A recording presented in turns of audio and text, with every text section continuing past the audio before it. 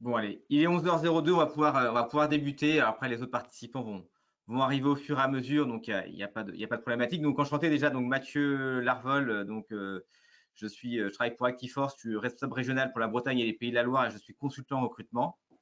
Et donc, sur ce webinaire, je suis accompagné par Laura Cato qui va se présenter, qui est consultante en droit social. J'interviendrai essentiellement pour ma partie sur la partie voilà, processus de recrutement et Laura, elle, sur la partie établissement du contrat de travail. Laura, je te laisse te présenter et présenter aussi Orcom. Oui, bonjour à tous. Donc effectivement, on est très heureux avec Mathieu de partager ce webinaire aujourd'hui avec vous.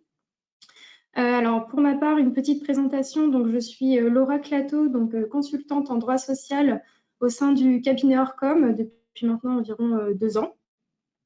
Et pour présenter Orcom brièvement, donc c'est un cabinet d'expertise comptable, d'audit et de conseil qui est présent sur le territoire national, mais également qui se développe à l'international. Alors, c'est vrai que par rapport à ce webinaire, je complète Mathieu pour vous dire que le support vous sera envoyé donc à la fin du webinaire avec un lien de rediffusion. Et pareil, si vous avez aussi des questions, n'hésitez pas. Voilà, sur la droite, vous avez la possibilité de pouvoir poser vos questions. On y répondra bien volontiers à la fin du webinaire. Voilà, donc on va peut-être couper les caméras pour avancer. Alors moi, donc Mathieu Larvol, ça fait 9 mois que je suis présent maintenant chez Actiforce. J'interviens sur différentes problématiques RH et auparavant, j'étais pendant 10 ans DRH d'un groupe d'expertise comptable qui était en forte croissance avec 250 salariés. J'étais confronté pendant ces 10 ans à des très fortes problématiques de recrutement. Et c'est aussi donc finalement ce webinaire, ça va être l'occasion de vous faire un partage d'expérience sur les difficultés que j'ai pu rencontrer et comment j'ai pu y répondre, plus qu'une approche très théorique sur le recrutement. Alors, Actiforce, c'est un cabinet de conseil RH généraliste. On intervient sur l'ensemble des problématiques RH, du recrutement, on fait de l'audit, du conseil RH, du coaching de dirigeants, on fait tout ce qui est accompagnement des carrières et des transitions. Donc, c'est la mobilité professionnelle autour du bilan de compétences, la validation des acquis et d'expérience et tout un volet autour de la paye. Mais donc, je passerai rapidement, mais c'est un cabinet de conseil RH généraliste avec une approche qui se veut volontairement très, très qualitative dans les recrutements et dans toutes les missions d'ailleurs dans le domaine des ressources humaines. On est implanté sur tout le territoire national. Alors pour ma part, moi je suis sur le petit point vert tout à gauche sur Quimper, donc en Bretagne, donc la plus belle région de France, sans chauvinisme aucun évidemment. Passons sur le vif du sujet, sur le processus du recrutement. Et donc j'ai souhaité commencer par un point extrêmement important à mon sens, c'est la marque employeur. C'est une des clés dans un marché de l'emploi qui aujourd'hui est en très forte tension dans quasiment tous les secteurs d'activité. Dans secteur d'activité, dans quasiment tous les métiers, toutes les régions. C'est une priorité de définir la marque employeur. Pourquoi? Parce que on est dans un marché aussi qui s'équilibre. Aujourd'hui, le taux de chômage est en forte diminution. Marché même, on peut dire, qui s'inverse. Les candidats aujourd'hui, pour la plupart d'entre eux, ont le choix et ils en ont conscience. Donc, ils sont amenés à choisir aussi l'entreprise qu'ils vont être amenés à rejoindre, tout comme l'entreprise choisit le candidat ou la candidate. L'inverse est vrai. Donc, il faut savoir qui on est, quels sont les atouts de l'entreprise, pourquoi une candidat ou une candidate qui aura potentiellement plusieurs propositions va t'amener à me choisir. Donc, il faut pouvoir définir les valeurs de mon entreprise, celles que je vais mettre en avant, quelle est la philosophie de mon entreprise, la raison d'être, question aussi peut-être d'organisation, de flexibilité, quelle est l'approche managériale, quels sont les avantages que je peux proposer auprès des candidats et des candidates, quelle grille de rémunération, s'il y a une grille de rémunération. Mais il est, à mon avis, absolument impératif d'identifier quels sont ses atouts et donc de pouvoir se mettre dans la tête des candidats et de bien comprendre leurs attentes. Mais pour autant, il ne faut pas oublier qu'il y a les besoins de l'entreprise. On n'est pas là juste pour dire oui à tout, on est là aussi pour dire voilà, il y a une entreprise avec des besoins et la relation, c'est vrai dans le recrutement, mais c'est vrai au sens large, là, dans la vie d'entreprise et d'ailleurs dans la vie en règle générale, la relation doit rester équilibrée. Voilà, c'est-à-dire que autant vous avez l'entreprise a des choses à apporter, à proposer, mais autant le candidat ou la candidate a aussi des choses à apporter à l'entreprise. Voilà, c'est pas lui qui va que choisir l'entreprise ou c'est pas que l'entreprise qui va que choisir les candidats. Et c'est vraiment intéressant parce que finalement, vous voyez, dans ces 10 ans d'activité que j'ai pu avoir moi dans mon expérience passée, ça nous a obligés à repenser notre approche des relations humaines, notre approche du management. Comment est-ce qu'on peut aussi mettre les candidats dans les meilleures conditions possibles? Et un recrutement, c'est souvent ce que je dis, c'est comme un mariage. On est deux à se choisir et on est deux à se dire oui. Et donc, pour qu'un mariage soit réussi, il est important d'apprendre à bien se connaître en amont. Et donc, ça amène de l'exigence dans nos processus de recrutement. Voilà, parce que la marque employeur, elle a vocation à rester, à mettre en avant l'entreprise. Elle doit rester aussi la plus sincère possible et représenter l'entreprise. En préparant le webinaire, j'essaie de trouver une image pour représenter ça. Et je me suis dit, finalement, bah, c'est un peu comme quand on met une maison en vente sur le bon coin, vous allez prendre des photos, la maison va être bien rangée, la lumière va être au top, voilà, tout va être réuni pour mettre en avant la maison. Vous revenez 3 jours après, bon, bah, la maison elle aura vécu, il y aura peut-être des jouets des enfants, alors en tout cas je parle pour chez moi, mais pour autant ça restera la même maison. Voilà, je n'aurais pas menti à la personne qui sera venue visiter la maison. Bah, là c'est pareil, c'est-à-dire qu'on met en avant son entreprise, on la valorise, voilà, mais ça doit rester sincère. Donc, cette marque employeur, c'est extrêmement important, il faut y penser. Et je sais que moi, quand je rencontre mes clients aujourd'hui, je passe souvent, le premier rendez-vous, je passe 2 à 3 heures pour vraiment comprendre cette problématique-là, pour dire quand je vais être l'ambassadeur de l'entreprise, quel est, c'est quoi tous ces atouts à mettre en avant. Et puis ensuite, il faut bien définir les missions du poste à pourvoir et les adaptations qui sont possibles. Potentiellement, et c'est de plus en plus fréquent, vous ne trouverez pas le ou la candidate qui correspond à 100% à vos attentes. Et donc, il faut être en mesure de pouvoir s'adapter aux personnes rencontrées et de pouvoir voilà, faire preuve de souplesse et de flexibilité. Donc parfois, c'est le fameux mouton à 5 pattes qu'on va rechercher, mais parfois même, ça va être le mouton à seulement 4 pattes parce que bah, ce fameux mouton, bah, il y a des candidats potentiels bah, qui sont déjà en poste et qui ne veulent pas bouger, ne veulent pas changer. Il y a une très forte concurrence entre les entreprises, donc voilà, potentiellement, la personne n'a pas, enfin, vous n'allez pas être suffisamment attractif, donc confère à la marque employeur. Voilà, donc il faut aussi pouvoir faire preuve de souplesse dans les profils qu'on va être amené à pouvoir recruter. Il faut rédiger une annonce qui soit attractive, pas trop longue. Attention, parce qu'une annonce qui fait plus d'une page et demie, 2 pages, on sait qu'il y a 50% des personnes qui ne vont pas la lire. Donc une page et demie grand max. Et il faut mettre notamment en avant donc l'entreprise, évidemment, son activité, sa raison d'être, ses valeurs, confère encore une fois la marque employeur. Le poste, les grandes missions, sa finalité et le sens des missions. Je préfère, moi, c'est à titre personnel, mais d'écrire une histoire plutôt que de faire un copier-coller de la fiche de poste avec des points, à faire ci, faire ça, etc. Voilà, c'est plutôt le sens du poste. Et puis également le profil recherché sur la formation, les qualités humaines, savoir, savoir-faire, savoir-être. Ensuite, il faut choisir le ou les sites pour diffuser son annonce, à adapter évidemment en fonction des profils recherchés. Donc, on a des sites, on va dire, gratuits, les plus connus. On va avoir Pôle emploi, l'APEC pour les cadres, et puis Indeed, qui est le privé, mais qui est aujourd'hui le numéro 1. Et on a les payants. Donc, on a Hello Work, donc c'est anciennement Région de Job, donc West Job, Centre Job, etc. Météo Job, Indeed, qui a une version sponsorisée, Cadre Emploi, ce qui marche très très bien, LinkedIn aussi, puisque c'est un réseau social professionnel. Et surtout, ne pas oublier, parce que voilà, c'est environ 70% des recrutements aujourd'hui se font sans diffusion d'annonces. C'est des candidatures spontanées, c'est les réseaux pros, c'est les réseaux personnels, les réseaux sociaux. Voilà, donc il n'y a pas nécessité de passer sur un processus qui soit forcément classique avec l'annonce, etc. Mais voilà, il ne faut pas oublier ça. Et également, parce qu'aujourd'hui, c'est ce qu'on constate de plus en plus, c'est que les retours aux annonces sont de plus en plus faibles. Alors, c'est constat, hein, baisse du taux de chômage, donc il y a de moins en moins de candidatures. Donc, il faut souvent aller chercher des candidats, donc il faut faire du sourcing, de la chasse. Donc, le sourcing de la chasse, ça se fait sur les CVTech, il y a des CVTech gratuites, beaucoup sont payantes. Sur LinkedIn aussi. Et puis, bah, son réseau, voilà, qu'il faut pouvoir animer et faire vivre. Mais ça fait partie donc, de la stratégie de recrutement. Après, il y a la partie entretien de recrutement. Alors, l'idée pour moi, là, dans cette partie-là, c'est pas de vous expliquer comment faire un entretien de recrutement parce qu'il y a autant de, enfin, je dirais presque de manières de faire un entretien que de personnes. Mais voilà, quelques conseils que je peux vous donner, que je veux vous partager sur le recrutement. Alors déjà, c'est à mon sens un détail sémantique, mais on invite un candidat à un entretien, on ne le convoque pas. C'est d'ailleurs pareil pour une formation. La convocation, c'est plus adapté pour mon sens pour le commissariat ou la gendarmerie, mais si on veut passer un moment agréable, on invite plutôt une personne plutôt que de le convoquer. Voilà. Ça, c'est un détail sémantique. On m'avait fait remarquer ça il y a 15 ans pendant mes études. Je trouve ça très juste. Vous êtes en situation de découvrir une personne. C'est un entretien, on apprend à se connaître, donc soyez ouvert, soyez curieux et à l'écoute. Et si vous pouvez vous donner un petit ratio, maximum 30% du temps, c'est vous qui devez parler. Le reste du temps, c'est la personne que vous rencontrez qui doit parler, qui doit t'amener à se présenter.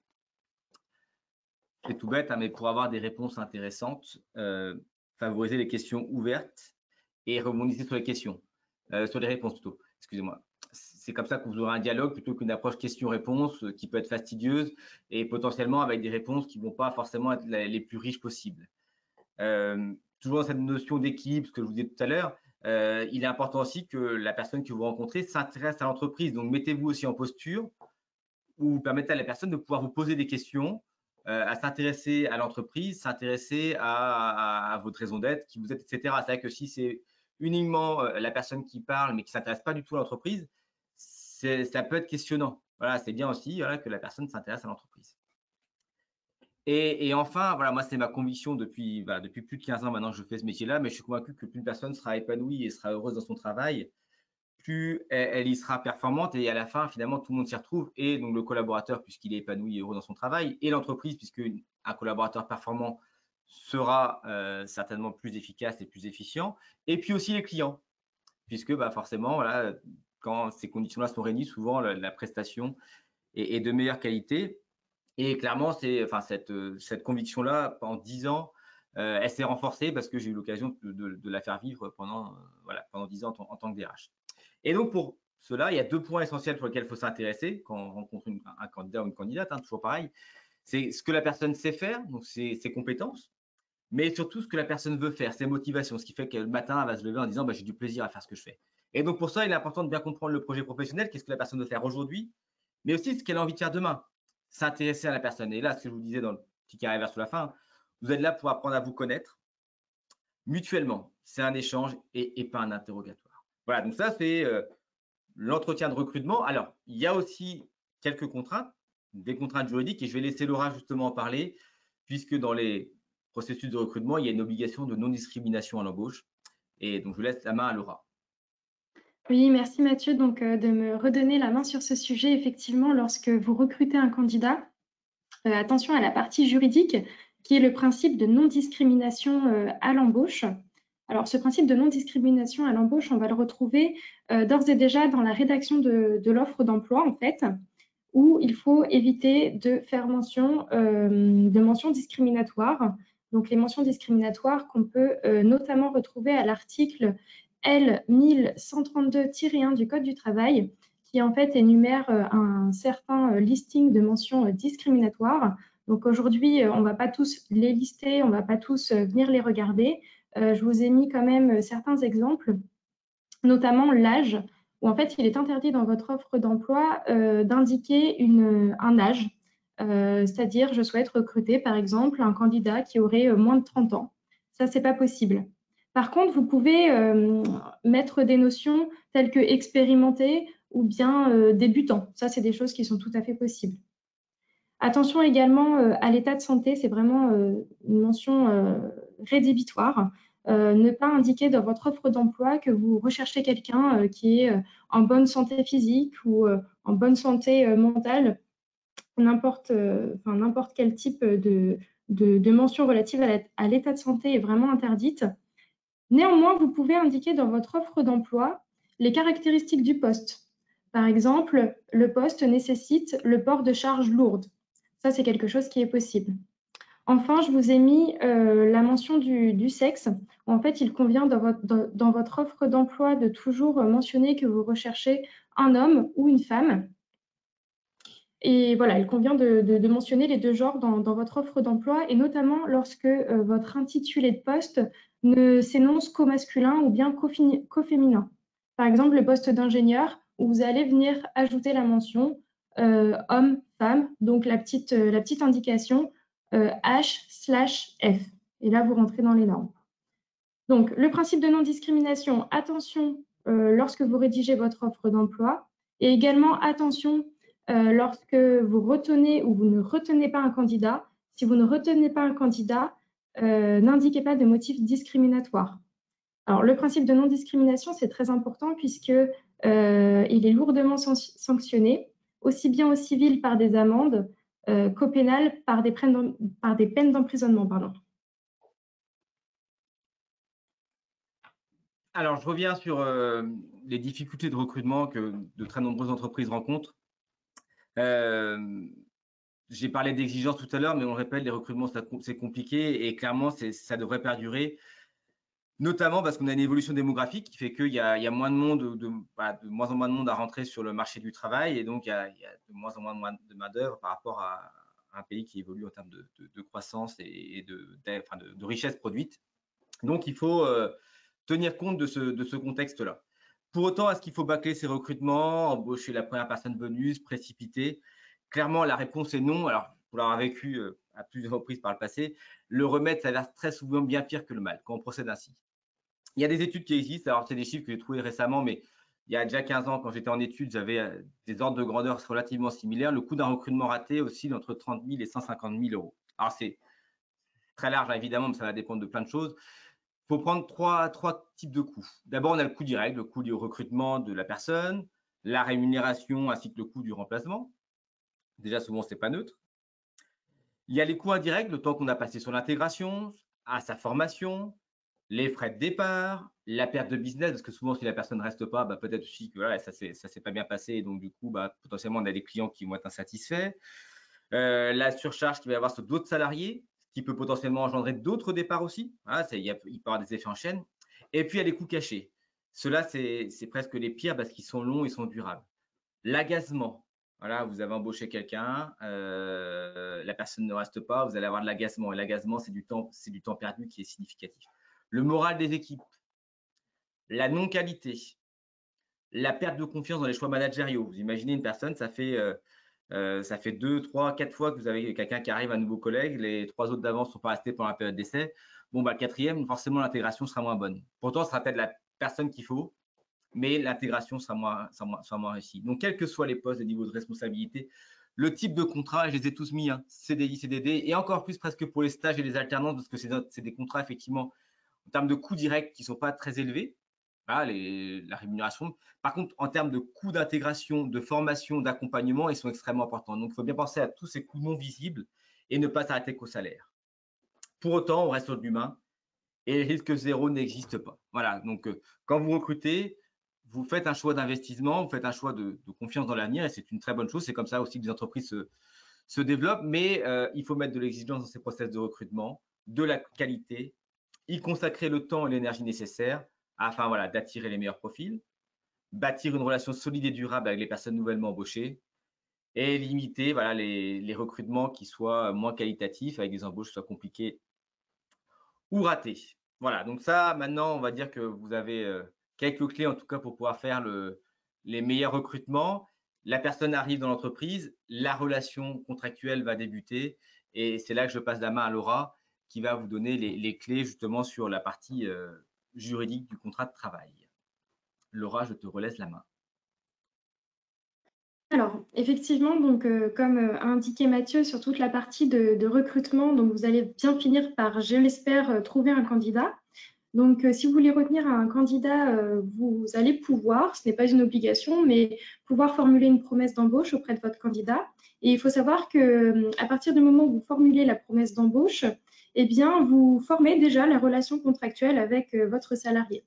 Donc, la promesse d'embauche, ça ne va pas être le sujet du jour, ça va être plutôt quel contrat je vais choisir et comment je vais établir mon contrat de travail. Alors, sur le contrat que je vais choisir, donc j'ai deux possibilités. Je pense que vous les connaissez déjà. J'ai le CDI ou bien le CDD. Alors, le CDI, on va commencer par celui-ci puisque le CDI, c'est le contrat de droit commun. C'est le contrat que je vais prendre si j'ai besoin de répondre à un besoin permanent dans mon entreprise. Voilà, j'ai un emploi qui doit être pourvu pour un besoin permanent, je me tourne vers le CDI. Donc, le CDI, il est un petit peu plus souple que le CDD puisque légalement, je n'ai pas besoin de rédiger un écrit. Néanmoins, vous avez plusieurs conventions collectives qui vous imposent le contrat écrit. Et puis nous, en tant que consultants, on va vous conseiller en fait de rédiger le contrat, puisqu'en rédigeant le contrat, vous allez vous mettre d'accord avec le salarié sur plusieurs caractéristiques, telles que la rémunération, un poste de travail, potentiellement une période d'essai. Et donc, vous vous mettez d'accord avec le salarié et donc vous vous constituez un élément de preuve. Donc, outre le CDI, eh bien, vous avez le CDD. Et donc, aux antipodes du CDI, le CDD, c'est pour répondre à un besoin temporaire de travail. Un besoin temporaire. CDI, besoin permanent. CDD, besoin temporaire. Alors, ce que j'ai tendance également à rappeler, c'est que le CDD n'est pas une période d'essai. Ce n'est pas un motif légal pour conclure un CDD. Donc ça, c'est vraiment la première des choses que je dois dire. Le CDD n'est pas une période d'essai. Alors, pour conclure un CDD, eh bien là, c'est un petit peu plus strict légalement puisque vous devez impérativement passer par un écrit. Et votre écrit doit comporter des clauses obligatoires. Alors, les clauses obligatoires, je vous les ai mis donc à l'écran. Mais le plus important, ça va être le motif de votre CDD. Pourquoi vous avez besoin de recourir au CDD et également la durée de votre CDD. Parce que je le rappelle, la durée de votre CDD, c'est, votre CDD doit répondre à une tâche précise et temporaire. Donc temporaire, on a bien 2 dates. Alors, on a plusieurs motifs pour conclure un CDD, des motifs qui sont légaux. Alors, le plus courant, je pense que celui que vous connaissez le plus, c'est l'accroissement temporaire d'activité. Vous savez que vous avez un besoin de main-d'œuvre ponctuelle, vous allez vous tourner vers l'accroissement temporaire d'activité. Celui également qui est connu, c'est le CDD de remplacement.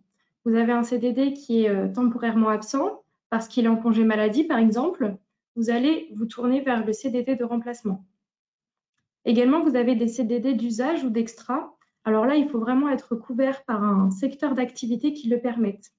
L'extra, on le retrouve généralement dans le secteur de l'HCR, de hôtel, café, restaurant. Également, vous avez le CDD saisonnier. Donc là, attention au CDD saisonnier. Donc actuellement, on en a plusieurs puisqu'on est dans certaines saisons. Néanmoins, la loi et la jurisprudence fait une application très stricte de l'emploi saisonnier. Donc, si vous ne voulez pas être retoqué sur ce motif, il faut vraiment venir regarder comment la loi définit l'emploi saisonnier, savoir si on rentre dedans. Et si on rentre dedans, effectivement, on peut retenir le CDD saisonnier. Alors, brièvement, que dit la loi sur le CDD saisonnier? Eh bien, la loi indique qu'on peut conclure ce contrat pour des tâches qui sont appelées à se répéter tous les ans, à des dates à peu près fixes et en fonction du rythme des saisons. Donc là, on pense généralement à l'agriculture, où on a les récoltes tous les ans à peu près aux mêmes dates à effectuer. Et donc, dans ce cas-là, on peut conclure un CDD saisonnier. Après, vous avez des contrats un petit peu plus spéciaux. Les CDD à objet défini ou les CDD seniors vous permettent en fait de conclure des CDD, mais ça, c'est un petit peu plus à la marge. Alors, pour le CDD, bien faire attention puisque votre CDD doit comporter un terme précis, c'est-à-dire que votre CDD comporte 2 dates, une date de début et une date de fin. Mais par dérogation, vous pouvez avoir des CDD qui n'ont pas de terme précis. Donc, on les appelle les CDD à terme imprécis. On le retrouve dans la majorité des cas pour les CDD de remplacement. Vous ne savez pas quand est-ce que votre CDD remplacé va revenir. Eh bien, vous pouvez conclure un CDD à terme imprécis. Attention néanmoins, votre CDD à terme imprécis doit comporter une durée minimale. Voilà, ça permet quand même aux salariés de savoir, aux salariés qui remplacent, de savoir pour combien de temps quand même il est embauché. Également, attention, puisque votre CDD il doit être conclu que pour une durée de 18 mois. Donc ça, c'est l'obligation légale, la durée de 18 mois. Néanmoins, vous avez des conventions collectives qui prévoient donc des dérogations par rapport à ces 18 mois. Il est possible de prévoir des CDD plus longs ou bien des CDD plus courts. Donc là, on est arrivé sur quel contrat choisir. Est-ce que je prends plutôt un CDI? Est-ce que je prends plutôt un CDD? On arrive maintenant sur la partie comment je vais établir mon contrat de travail. Alors, on a des clauses générales, des clauses obligatoires, puis on a des clauses plus facultatives qui dépendent en fait du poste ou des conditions d'emploi dans votre secteur d'activité. Alors, en clause générale et obligatoire, qu'est-ce qu'on va retrouver? Eh bien, les fondamentaux, la qualification et la rémunération de votre salarié. C'est vraiment deux éléments, comme on a l'habitude de dire, ce sont les nerfs de la guerre, puisque votre salarié vient travailler pour un poste, mais il vient travailler pour également être rémunéré. Alors, comment on détermine la qualification et la rémunération? Eh bien, on doit faire référence directement à votre convention collective. Donc, la convention collective dispose de grilles de classification, et c'est par rapport à ces grilles qu'on vient déterminer la classification. Alors, la qualification se compose d'un intitulé de poste, d'un statut. Est-ce que le poste, c'est plutôt un poste d'employé, de technicien, d'agent de maîtrise ou bien de cadre? Et puis d'une sous-classification, le niveau, un échelon, un coefficient hiérarchique. En fait, tout ça dépendra aussi de votre grille de classification.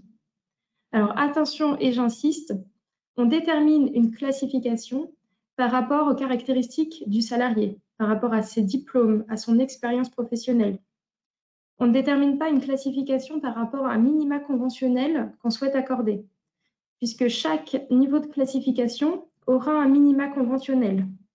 On ne vient pas dire, bah voilà, moi je souhaite accorder ce minima conventionnel, ça correspond à telle classification, alors je le classe là.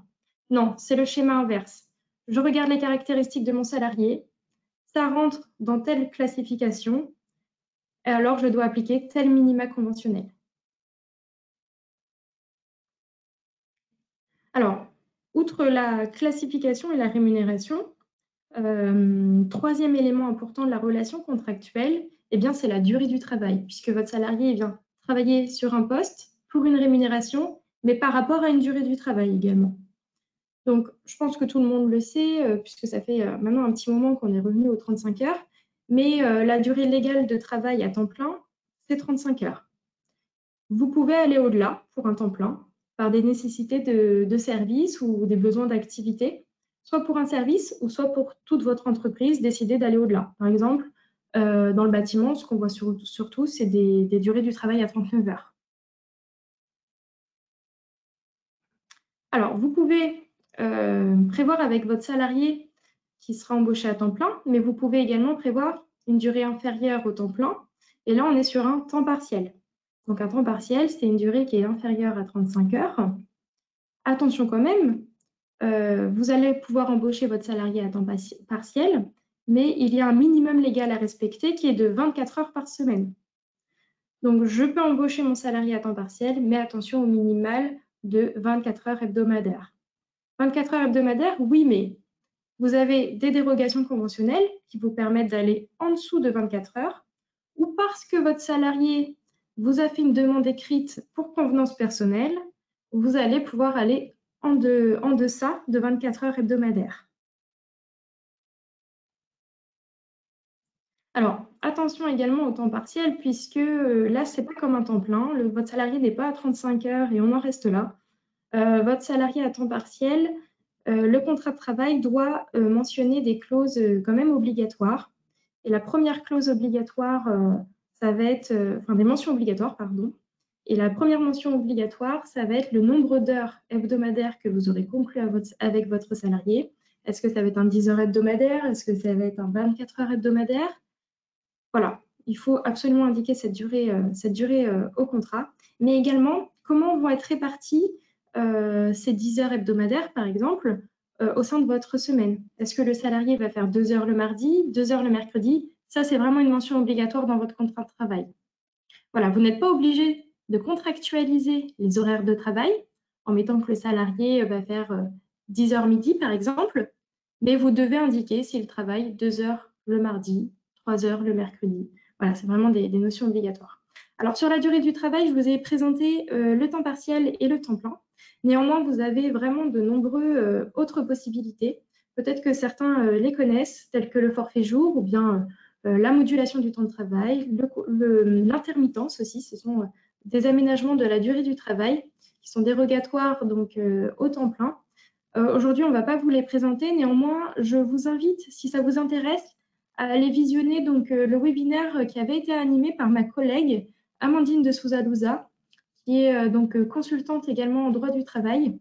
Et donc, sur le webinaire qu'elle a animé, vous retrouverez donc tous les autres aménagements de la durée du travail. Alors là, je vous ai présenté les clauses générales et obligatoires du contrat de travail. Maintenant, on va passer aux clauses facultatives du contrat de travail. Alors, effectivement, clause facultative, eh bien, on retrouve la période d'essai. Peut-être que ça vous surprend, mais la période d'essai est facultative dans un contrat de travail. Vous pouvez en mettre une et vous pouvez ne pas en mettre une. Donc, pour rappel, qu'est-ce qu'une période d'essai? Eh bien, elle permet à l'employeur d'évaluer les compétences du salarié, mais elle permet également au salarié de savoir si les fonctions lui conviennent. Alors, attention, j'insiste là-dessus. Pour que la période d'essai existe, elle doit être absolument intégrée dans le contrat de travail. Et pour que la période d'essai existe, le contrat de travail doit absolument être signé.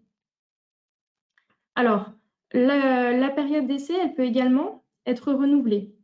Mais attention, il y a des conditions pour ce renouvellement. Il faut aller regarder la convention collective, votre convention collective, savoir si le renouvellement de la période d'essai est possible. Et si c'est possible, eh bien, il faut absolument l'avoir intégré dans le contrat de travail pour pouvoir renouveler la période d'essai. Alors, je vous ai remis les durées de période d'essai, les durées légales pour un CDI et pour un CDD, sachant que pour un CDD, il n'y a pas de dérogation possible. Ce sont vraiment les durées que vous voyez à l'écran qui s'appliquent. Et les durées légales pour un CDI, eh bien, des dérogations sont possibles dans votre convention collective. Alors, comment ça marche? C'est que pour un ouvrier, un employé, c'est 2 mois de période d'essai. Pour l'agent de maîtrise ou le technicien, c'est 3 mois. Pour le cadre, eh bien, c'est 4 mois. Par contre, si votre convention collective prévoit une durée plus courte que celle que je viens de vous expliquer, une durée plus courte dans votre convention collective qui a été conclue après 2008, vous pourrez mettre cette durée plus courte. Par contre, si elle prévoit une durée plus courte mais qu'elle a été conclue avant 2008, ça ne sera pas possible. Une durée plus longue que celle que vous voyez sur votre gauche peut également être prévue, mais uniquement si votre convention collective a été conclue avant 2008. Donc voilà, ce sont des subtilités, mais il faut bien y faire attention lorsque vous prévoyez une période d'essai dans votre contrat de travail. Alors, autre clause facultative. Alors, ce que j'ai oublié de mentionner, c'est que des clauses facultatives, vous en avez vraiment beaucoup. Tout dépend en fait du poste du salarié et également de votre secteur d'activité, de vos conditions d'emploi. Aujourd'hui, je ne vais pas non plus toutes les énumérer puisque en fait, le webinaire n'aurait pas de fin. Donc, je vous ai présenté la période d'essai. On arrive également sur la clause de non-concurrence puisque c'est une des clauses que nos clients nous demandent généralement d'intégrer dans les contrats de travail. Donc, vous allez me demander qu'est-ce qu'une clause de non-concurrence? Alors, une clause de non-concurrence, à la différence de l'obligation de loyauté, elle vient s'appliquer à la rupture du contrat de travail. Donc, c'est une fois que le contrat est rompu que la clause de non-concurrence rentre en application. Donc, on la met dans le contrat de travail, mais elle rentre en application à la rupture du contrat. Elle interdit en fait aux salariés sortants d'exercer une activité concurrentielle qui porterait préjudice à son ancien employeur. Alors attention, parce que la clause de non-concurrence, il faut vraiment que les conditions lui permettent d'être valables. Donc les conditions, qu'est-ce que ça va être? Dans un premier temps, c'est que la clause de non-concurrence doit être justifiée par l'intérêt légitime de l'entreprise. Donc vous allez me demander, mais qu'est-ce que ça veut dire? Eh bien, ça veut dire qu'une clause de non-concurrence, on ne peut pas la mettre pour n'importe quel poste.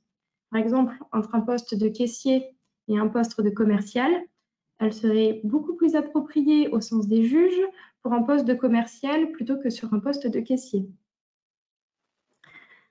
Également, autre condition, elle doit être limitée dans le temps, elle doit être limitée dans l'espace et elle doit prévoir une contrepartie financière. Et ça, c'est ce que les employeurs oublient souvent, c'est que lorsqu'on met en place une clause de non-concurrence, on vient limiter la liberté du salarié.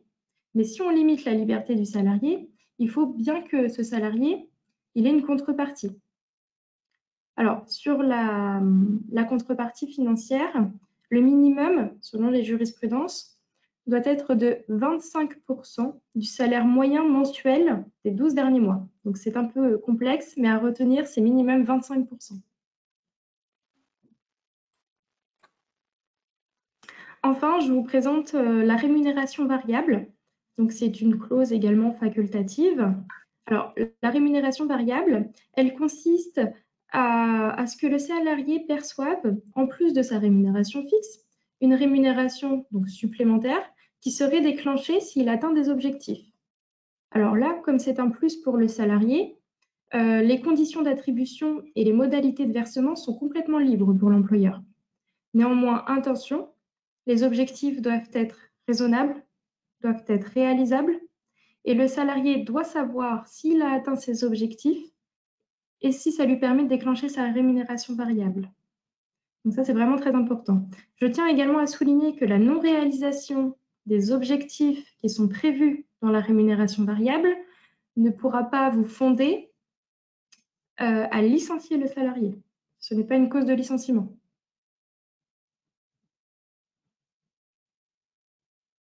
Voilà, donc vous avez choisi votre contrat, CDI, CDD. Vous avez établi votre contrat par des clauses obligatoires, par des clauses facultatives, mais ce n'est pas fini puisque vous avez des formalités annexes à accomplir. Donc là, attention à bien déclarer votre salarié, la déclaration préalable à l'embauche, à bien prévoir la visite d'information et de prévention de votre salarié, qui est, entre guillemets, la nouvelle visite médicale. Attention à bien inscrire votre salarié sur le registre unique du personnel, à affilier également votre salarié aux caisses de retraite, aux caisses de mutuelle et aux caisses de prévoyance si nécessaire. Et attention également, si votre salarié est de nationalité étrangère, il faut bien se renseigner avant de faire démarrer le contrat, puisque là, vous pouvez avoir des formalités très complexes et d'une certaine durée à réaliser, donc avant d'embaucher votre salarié de nationalité étrangère. Enfin, une fois que vous avez fait tout ça, eh bien, ce que je vous invite à faire, c'est de regarder si vous ne pouvez pas avoir des aides pour l'embauche de votre salarié. Donc là, je vous ai mis les aides actuelles. Par exemple, si vous embauchez un alternant, donc en contrat de professionnalisation ou en contrat d'apprentissage, vous pouvez avoir une aide qui va jusqu'à 8 000 €. Donc, c'est vraiment pas négligeable. Également, si votre candidat que vous avez recruté était anciennement demandeur d'emploi, donc s'il était inscrit à Pôle emploi, vous pouvez avoir une aide de l'État parce que vous l'avez embauché. Donc ça, tout dépendra, par exemple, s'il réside dans un quartier prioritaire de la ville, ce qu'on appelle, donc c'est généralement des quartiers qui sont défavorisés. Si votre demandeur d'emploi réside dans un quartier prioritaire, vous pouvez avoir une aide. Également, si l'embauche de votre salarié s'est fait par un contrat qui facilite sa réinsertion, donc ce qu'on appelle les contrats CUI-CAE ou CUI-CIE, et bien dans ces cas-là, vous pouvez également avoir une aide forfaitaire de l'État. Enfin, si votre salarié est en situation de handicap, eh bien, vous pouvez vous rapprocher de l'AGEFIP, savoir si vous ne pouvez pas avoir des aides à l'embauche. Alors, on a vu donc la partie recrutement, on a vu la partie juridique, contrat de travail, et donc il y a une phase qui est aussi extrêmement importante, c'est la phase d'intégration parce que tout ne s'arrête pas une fois que le contrat de travail est signé, sécurisé, etc. Donc, l'idée, c'est pas de dire comment ça va se passer, mais quelques conseils par rapport à du vécu, voilà, des vécus même parfois récents dans certaines entreprises. Conseil numéro 1, prévenir ses futurs collègues, vos collaborateurs, collaboratrices, de l'arrivée d'une nouvelle personne. Voilà, c'est quand même moche. Voilà, j'ai vu ça récemment où voilà, une personne qui arrive dans l'entreprise et puis bah, les personnes de l'entreprise arrivent aussi après un lundi matin en disant bah tiens, il y a un nouveau ou une nouvelle. Voilà, on ne se sent pas forcément bien accueilli. Conseil numéro 2, s'assurer qu'il puisse travailler en arrivant. Alors, si c'est une partie bureau, c'est qu'il y ait un PC avec la boîte mail de connecter, avec voilà, de pouvoir bosser. Si c'est sur, je sais pas, sur un chantier, que le matériel soit disponible, que le camion soit disponible, etc.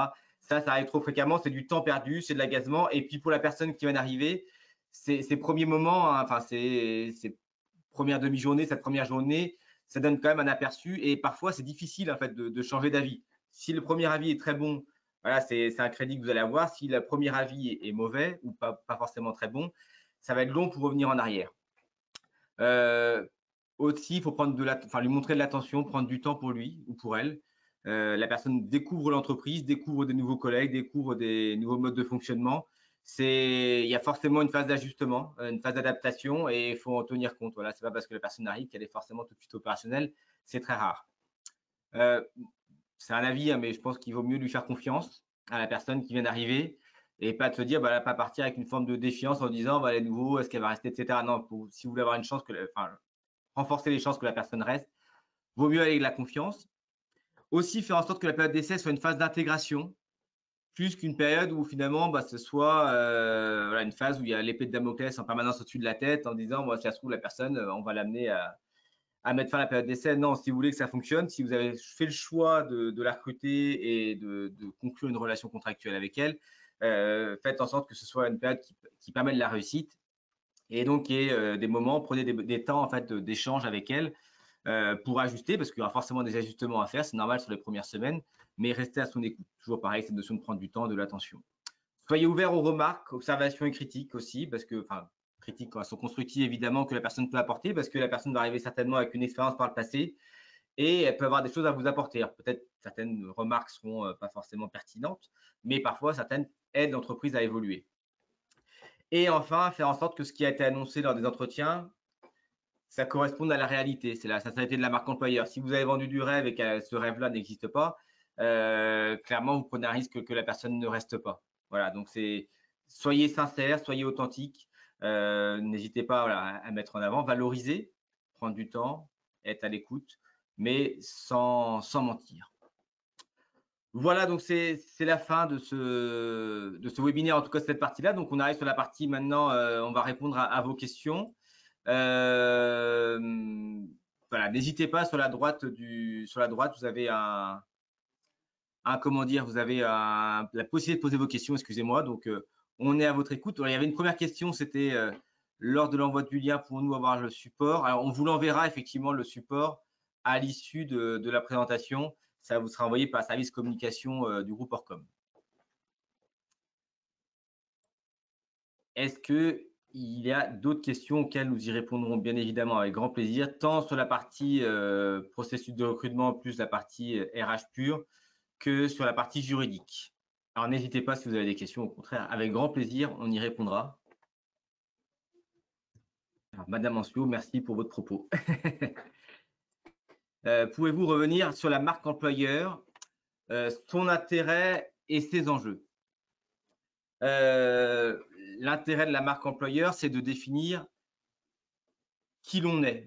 Quand je vais prendre le parallèle sur un produit, vous avez un produit et vous souhaitez qu'il soit, vous le commercialisez, le marketing va intervenir. Le marketing va intervenir pour le valoriser, soit en termes de goût, soit en termes d'identité, soit en termes de valeur de l'entreprise. Voilà, et ce qui va le rendre attractif. Et donc après, il y a aussi une prestation derrière. Là, je parle d'un produit, ça peut être un produit alimentaire, mais ça peut être sur plein de choses. Là, la marque employeur, c'est ça, c'est de définir quelle est mon identité en tant qu'employeur, en tant qu'entreprise. Une personne qui va vous rejoindre, pourquoi va faire le choix de vous rejoindre? Qu'est-ce qui va l'attirer? Je prends aujourd'hui l'entreprise numéro 1 en France qui attire le plus avec une marque employeur qui marche beaucoup, c'est Decathlon. Decathlon, qu'est-ce qu'ils mettent en avant? C'est le côté jeune, c'est le côté sport, c'est le côté très innovant. C'est le côté fabriqué en France, alors même si ce n'est pas toujours le cas, mais voilà, c'est tout ça qui est mis en avant, ce côté cool. À une échelle locale, c'est la même chose. Pourquoi une personne va venir chez vous? Je vais prendre le cas de mon expérience passée. On était dans un environnement, en fait, on était extrêmement atypique dans notre environnement, avec des valeurs humaines très fortes. On s'était inspiré, nous, de l'entreprise, ce qu'on appelle l'entreprise libérée, donc avec très, très peu de niveau hiérarchique, qui était un peu en contrario de ce qui pouvait exister dans la profession. Donc, on n'était pas adapté à tous les candidats, à toutes les candidates, mais on avait un créneau, voilà, qui était très fort et une ambition managériale qu'on affirmait. Ça attirait certains, pas tout le monde, mais ça permettait d'être différent, de créer une différenciation, ce qui fait que sur un marché où finalement, parfois certains candidats pouvaient avoir 3, 4, 5 propositions en même temps, qui leur permettent de pouvoir faire un choix éclairé entre telle entreprise ou telle entreprise, de ne pas se dire bah, finalement ça va être un choix doigt levé. Ce n'est pas uniquement sur les missions qu'on va être amené à choisir telle ou telle entreprise ou telle proposition, mais aussi sur l'entreprise, ses valeurs, sa raison d'être, ses avantages, parce que parfois ça peut être sur les avantages en termes de télétravail, en termes de flexibilité horaire, en termes de est-ce qu'il y a une participation d'entreprise, est-ce qu'il y a prestations en termes de rémunération, des niveaux de rémunération plus ou moins élevés. Voilà, donc c'est toutes ces choses-là sur la bienveillance que vous allez pouvoir apporter aussi lors des processus de recrutement. Vous voyez, tout ça, la marque employeur, c'est vraiment c'est tout un ensemble de choses et c'est pour ça aussi, pour l'avoir fait par le passé, où en tant que DRH, j'ai beaucoup travaillé aussi avec le service marketing et communication pour quelles sont, moi, identifier les valeurs et le service marketing et communication pour les mettre en avant. Voilà, tout en restant sincère. J'espère avoir répondu en tout cas en partie à la question. On pourra en parler après. Vous avez mes coordonnées, n'hésitez pas à me contacter si vous souhaitez qu'on puisse en parler plus en détail. Je passe à la question suivante. Les aides des employeurs d'apprentis de 5 000 et 8 000 euros ont été prolongées jusqu'au 31 décembre 2022. Alors ça semble être une affirmation plus qu'une question. Laura, peut-être je te laisse compléter le propos. Oui, oui, effectivement, le décret est paru et ça a bien été prolongé jusqu'au 31 décembre 2022. Alors, comment fidéliser un salarié sur un secteur tendu? Peu de candidats pour une forte demande. Alors, pour moi, c'est la continuité de la marque employeur. C'est l'avant, comment attirer. Mais si votre marque employeur est attirante et qu'elle est sincère, elle a vocation à fidéliser. C'est-à-dire que la personne va venir chez vous pour justement une promesse. Une promesse, effectivement, en termes de mission, évidemment, mais promesse en termes d'environnement. Et si cette promesse-là est tenue, vous aurez cette fidélité. C'est sûr que si elle n'est pas tenue, si vous vendez du rêve ou quelque chose qui n'existe pas dans l'entreprise, là, vous aurez potentiellement plus de difficultés. Une personne qui sera déçue sera amenée potentiellement à quitter plus rapidement l'entreprise. Mais voilà, ça peut être aussi en termes d'approche managériale, en disant voilà, c'est ce type de management qui me convient, parce que vous autorisez à faire 1 ou 2 jours de télétravail. Et donc, la personne, quand elle arrive, effectivement, les 1 ou 2 jours de télétravail, elle peut le faire. Alors, avec des conditions, parce que je reviens sur cette notion d'équilibre. Il ne faut pas que ce soit tout pour l'entreprise. Si la personne dit, moi, je veux faire 5 jours de télétravail et vous, dans vos conditions, c'est 1 à 2 jours, n'allez pas dire 5 jours, OK, juste pour attirer la personne, parce que potentiellement, vous allez avoir un risque sur l'équilibre général de l'entreprise. Voilà, c'est dans l'intérêt général.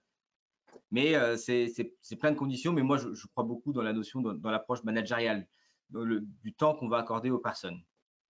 Et de l'écoute, de la bienveillance. Et puis après aussi, une philosophie d'entreprise, parce que, comment dire, une entreprise avec une stratégie claire, avec un cap où finalement, vous savez où vous allez, forcément, ça va rassurer en disant, voilà, je sais où on va. Pareil, n'hésitez pas, voilà, si vous souhaitez en parler, vous avez mes coordonnées, mon téléphone portable, ça sera avec plaisir de pouvoir échanger plus longuement sur ces sujets-là. Parce qu'il y a énormément de choses à dire sur comment fidéliser les salariés. Ça pourrait faire l'objet d'un webinaire, de formation d'ailleurs, à ce sujet. Alors, question suivante. Doit-on continuer à prendre des stagiaires si on n'a pas de retour en emploi? Exemple pour les aides-soignants ou des infirmiers. C'est-à-dire, si derrière, il n'y a pas de possibilité de pouvoir les embaucher? Est-ce que c'est bien ça le sens de la question? Parce que donc, les stagiaires, le stagiaire reste, comment dire? Sur le principe, c'est pas l'équivalent d'un CDD, parce que Laura me taperait sur les doigts si je dis ça, mais c'est quelque chose de court. Voilà, ça n'a pas vocation forcément à être durable. C'est vrai qu'aujourd'hui, il y a quand même beaucoup d'entreprises donc on fait le choix depuis de nombreuses années déjà de miser sur l'alternance et les contrats de professionnalisation en disant c'est une porte d'entrée vers le CDI, mais le stage est aussi une porte d'entrée vers le CDI. Alors, la question va être complétée. Donc, on prend des stagiaires de l'IFSI et ensuite, ils vont travailler à l'hôpital. Alors, peut-être, je vous invite là sur une question quand même très spécifique, peut-être à m'envoyer un mail ou m'appeler. Alors, je vais disponible à partir du milieu d'après-midi pour qu'on puisse en parler. C'est quand même très spécifique. Oui, parfait. Merci, merci madame. Avec plaisir pour pouvoir échanger des questions particulières. Mais ouais, s'agissant du stage, c'est aussi des portes d'entrée en fait pour des recrutements quand vous êtes en difficulté de recrutement.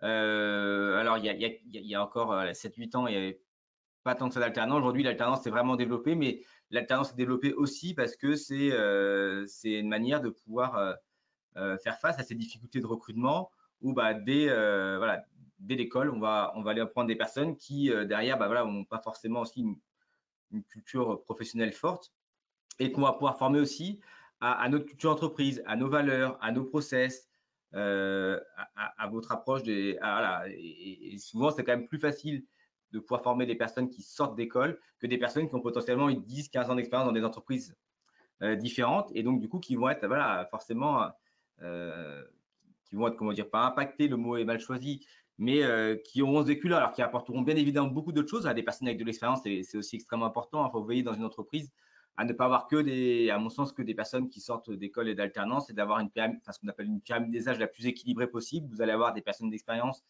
qui vont pouvoir apporter certaines choses et puis des personnes plus jeunes qui vont apporter d'autres choses. Et cet équilibre-là, souvent, qui amène des entreprises les plus efficientes. Est-ce que vous avez peut-être d'autres questions sur la partie juridique, peut-être aussi sur le contrat de travail? Je ne sais pas si ça fait partie des enjeux, des problématiques que vous rencontrez et si vous avez déjà connu des situations complexes au moment de l'embauche de salariés avec voilà, des problématiques rencontrées. N'hésitez pas à partager aussi des expériences, hein, ça peut être intéressant. Laura pourra être amenée à porter un regard sur ce sujet-là. Eh ben, écoutez, s'il n'y a plus de questions, on arrive au terme de ce webinaire. On a respecté le timing, d'ailleurs, c'était maximum 1 heure. Donc, bah, écoutez, on vous remercie voilà, pour votre écoute, pour vos questions. On espère voilà, que ça vous aura été utile dans votre quotidien, dans les problématiques que vous pouvez rencontrer. Et puis, bah, écoutez, à bientôt, soit sur un prochain webinaire, n'hésitez pas à nous contacter si vous avez des problématiques, tant d'un point de vue RH que d'un point de vue juridique en droit social. Et on vous souhaite donc une excellente journée. Excellente journée.